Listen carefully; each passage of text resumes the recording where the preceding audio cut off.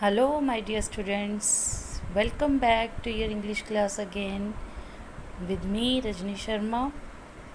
Remember, in my previous video, I have discussed about the most important part of English grammar, tenses. Tenses जो हैं English grammar का most important part है, मैंने आपको पिछली video में बताया था और पूरी डिटेल दी थी कि टेंसेस क्या होते हैं, वो हमें क्या डिफ़ाइन करते हैं। तो उस सब की जानकारी के लिए आपको पार्ट 1 वीडियो देखनी पड़ेगी टेंसेस के रिलेटेड। उसके बाद हमने अपने टेंसेस की टाइप्स का जो फर्स्ट पार्ट है सिंपल और इंडेफिनिट टेंस, ये पार्ट 1 में डिस्कस किया था। अब इस पार्ट में हम लोग टेंसेस का जो सेकंड पार्ट है that is continuous tenses, present continuous, past continuous and future continuous tenses इस पार्ट में डिस्कस करेंगे। Let's have a look at the formulas of continuous tenses. Subject plus helping verb plus verb first form V1 plus ing plus object. Helping verb can be is, am, are, was, were और will, shall, be. मतलब present continuous में जो helping verb है हम लोग use करेंगे is, M या are. Past continuous में हम लोग हेल्पिंग वर्ब यूज़ करेंगे वॉज या वर। फ्यूचर कंटिन्यूअस में हम लोग जो हेल्पिंग वर्ब है वो यूज़ करेंगे विल या शेल। रिमेंबर, आई और वी के साथ शेल लगेगा, बाकी सब के साथ विल लगेगा। उसके साथ हम साथ में ज्वाइन करेंगे बी, बी ई। बाकी V1 plus ing plus object, V1 plus ing plus object, V1 plus ing plus object will be the same. मतलब कंटिन्यूअस टेंसेस में सिर्फ और सिर्फ हेल्पिंग वर्ब चेंज होगी, the other formula will be the same. Let's have an example. The washerman is washing clothes. मतलब the washerman धोबी is washing clothes, कपड़े धो रहा है। मतलब वो इस टाइम पर कपड़े धो रहा है, कब तक धोएगा नहीं पता। मतलब इसमें भी टाइम अभी का तो शोन है कि वो अभी कर रहा है, लेकिन कब तक करेगा उसमें भी शोन नहीं है। Subject is the washerman, is, am, are is the helping verb.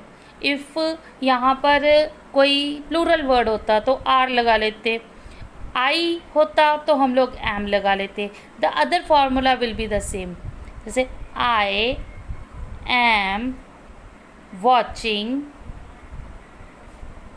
TV, मैं टीवी देख रहा हूँ, मैं इस टाइम पर टीवी देख रहा हूँ। कब तक देखूँगा, नो आइडिया। ठीक है। अगर यहाँ पर वॉशरमैन की जगह वॉशरमैन आ जाता तो हम लोग यहाँ पे आर का यूज़ कर लेते। इज़ का भी हो गया, आर का भी हो गया, एम का भी हो गया। तीनों का समझ में आ गया आपको। अगर यहाँ पर सिंगुलर वर्ड है, कोई सिंगुलर नाउन है या सिंगुलर सब्जेक्ट है, तब हम लोगों ने सिर्फ इज़ का यूज़ करना है। The washerman is washing, wash verb की फर्स्ट फॉर्म हो गई, उसके साथ ing हमने ज्वाइन करना है। Object is clothes, the washerman is washing clothes. Plural में the washerman are washing clothes. I am watching TV, am के लिए आई के साथ हमेशा एम लगता है, आई के साथ इज़ या आर या वॉज कुछ भी नहीं लगता है। अब अगर इसी को हमने नेगेटिव में बनाना है तो सिंपली इज़, एम, आर के साथ नॉट लगा देंगे, nothing else. The washerman is note washing clothes. ये हमारा बन गया नेगेटिव सेंटेंस। कहीं भी और नोट लगाना नहीं है, सिर्फ हेल्पिंग वर्ब के साथ नॉट लगाना है। Just like I am not watching TV, कि मैं टीवी नहीं देख रहा हूँ। Same with the previous video, जो मैंने आपको पिछली वीडियो में बताया था इंटेरोगेटिव के लिए, इंटेरोगेटिव में हमने यहाँ से डू या डज को उठा के आगे किया था। अब हम यहाँ से इस हेल्पिंग वर्ब को उठाकर फ्रंट में ले आएंगे।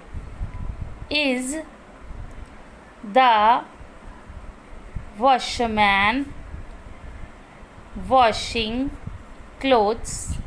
अगर इम्पेरेटिव है तो सीधा is the washerman washing the clothes. अगर नेगेटिव वाला है is the washerman not washing the clothes. सिर्फ और सिर्फ हेल्पिंग वर्ब की प्लेस चेंज करनी है, बाकी सारा का सारा सेंटेंस एज इट इज़ लिख देना है, जैसे हमने पिछले इंडेफिनिट टेंसेस में लिखा था। ऐसे ही am I not watching TV.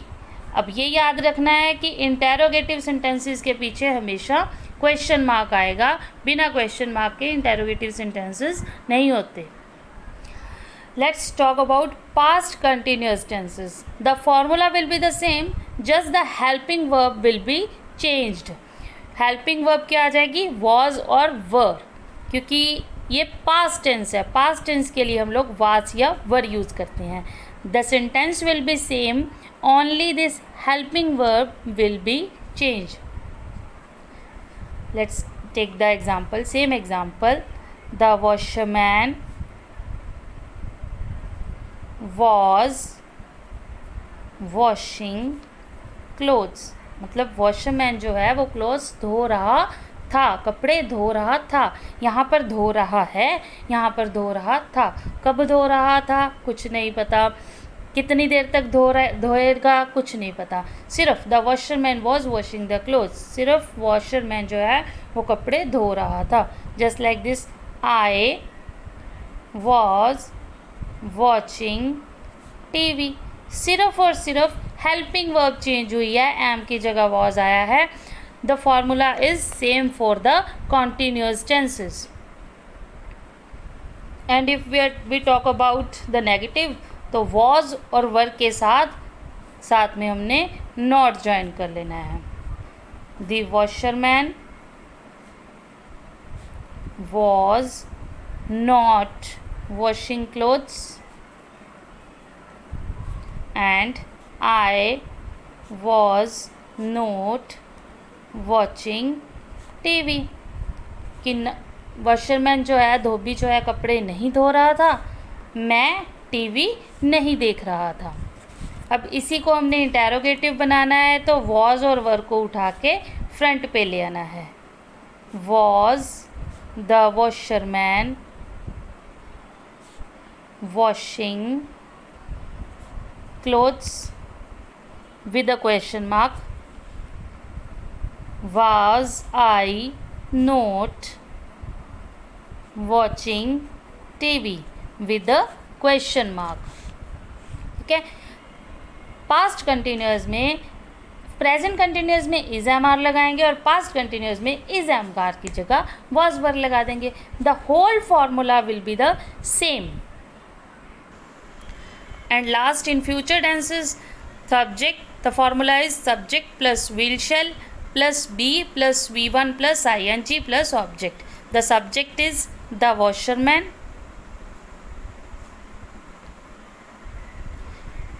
will be washing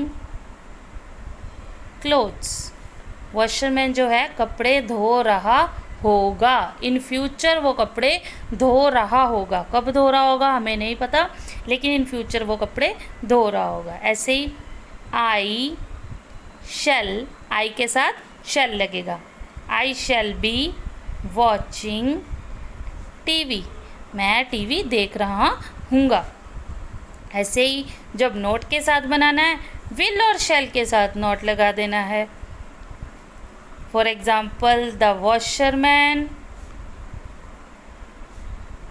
will not be washing clothes and I shall not be watching TV. कि ना तो धोबी कपड़े नहीं धो रहा होगा, मैं टीवी नहीं देख रहा हूँगा। इसको अगर हमने इंटेरोगेटिव में बनाना है, क्वेश्चन मार्क वाले में, तो विल शैल को उठा के फ्रंट पे ले आएंगे। Will the washerman be washing clothes question mark and shall I be watching TV. क्या धोबी कपड़े धो रहा होगा, क्या मैं टीवी देख रहा हूँगा।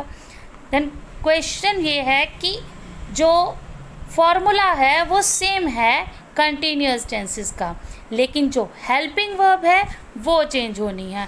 इम्पेरेटिव हमने सेम फार्मूला से बनाने हैं, नेगेटिव हमने तीनों में सेम फार्मूला से बनाने हैं, इंटेरोगेटिव हमने तीनों में सेम फार्मूला से बनाने हैं, लेकिन जो हेल्पिंग वर्ब है वो तीनों में चेंज हो जाएगी।